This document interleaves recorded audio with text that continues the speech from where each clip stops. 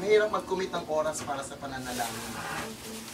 At yung introduction, sabi ni Ate Mai, kailangan lang i-remind sa atin kung bakit tayo nagtitipon. Amen. This is not a cell group, this is not any other congregation. Kaya tayo nabuo, sanay isa yung layunin natin. Kasi parang may kulang sa puso natin. Parang gusto ko pa ng mas mahabang oras ng pagsamba, gusto ko pa ng mahabang oras magkantahan, magkwentuhan, pero hindi natin magawa sa gawain kasi nga kulang yung oras, may limited tayong oras doon, we have to leave. Pero extension ito na ginagawa natin pananambahan. Amen. Hindi siya para isang group or whatever. Isa pa. This is not an exclusive group, tapos ang lahat ay invited. Hindi siya exclusive na huwag mo sasabihin kay ano, tayo lang dito. Hindi yun ang purpose natin. Magpapalakasan ng loob at higit sa lahat, magpapanalanginan. Amen. And yung sabi natin last time, yung meron tayo, we are going to sing a song of our hearts, diba? Yes. Tawag isa sa atin, may gustong i-share na kanta. Merong song sa puso ko na gusto kong i-share. And at the same time, may song yung sa puso ko na pag narinig ko, wow! At higit sa lahat, magtatanungan tayo ng prayer item natin ngayong hapon. Amen. Iba yung setup natin ngayon kaysa sa last week. Ngayon naman, yung gusto mag-share, siguro man lahat tayo may panalangin, di po ba? Pero meron tayong mga panalangin na sa atin lang itinatago. At meron mga panalangin na kailangan natin ng tulong ng iba.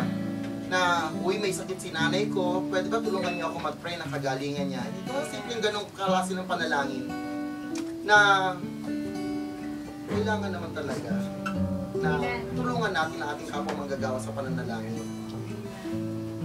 At again, ang goal po natin, this is a communal worship kasi sabi ng Ephesians 5:19, di ba? Kumuha ko ng homework. Samahan niyo na lang po ako. Kasi pagtitipon ito ng mga anak ng Diyos, kaya dapat salita ng Diyos yung pinagsasaluhan bukod sa pagkain ng tao. Di ba? Sabi po ng Ephesians chapter 5 verses, I'll start from verse 15. Pwede lang pong special request. Thank you. Amen. Sabi po ng Ephesians chapter 5 verse 19. Kaya't ingatan ninyo kung paano kayo mamumuhay. Mamuhay kayong tulad ng matatalino at di tulad ng mga mangmang sapagkat masama ang takbo ng daigdig. Samantalihin ninyo ang bawat pagkakataon na kayo'y makagawa ng mabuti. Huwag kayong mga hangal. Unawain ninyo kung ano ang kalooban ng Panginoon. Huwag kayong maglalasing sapagkat nakasisira iyan ng maayos na pamumuhay. Sa halip ay sikapin ninyong mapuspos kayo ng Espiritu Santo. Sama-samang ipahayag ang inyong damdamin sa pamamagitan ng mga salmo, mga imno at mga awiting espiritual. Buong puso kayong umawit at magpuri sa Panginoon. Lagi kayong magpasalamat sa Diyos at Ama dahil sa lahat ng bagay sa pangalan ng ating Panginoong Hesukristo. Ulitin ko lang po yung verse 19. Ito yung pinaka-ating core verse. Sama-samang ipahayag ng inyong mga damdamin sa pamamagitan ng mga salmo, mga imno at mga awiting espiritual.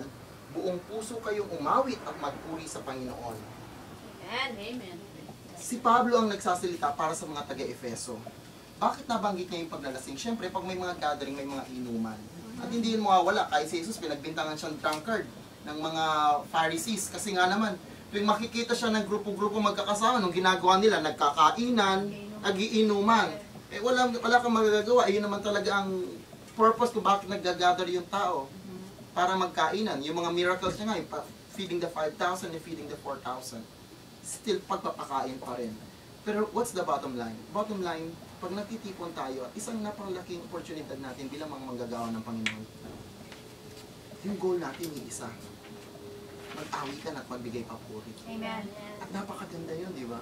Kasi parang, gaya last week natutuwa ako na may mga kabigatan pala tayo. Kaya syempre hindi ko na i-broadcast at kung ano pa ulit, elaborate. We heard na may mga prayers sa puso natin.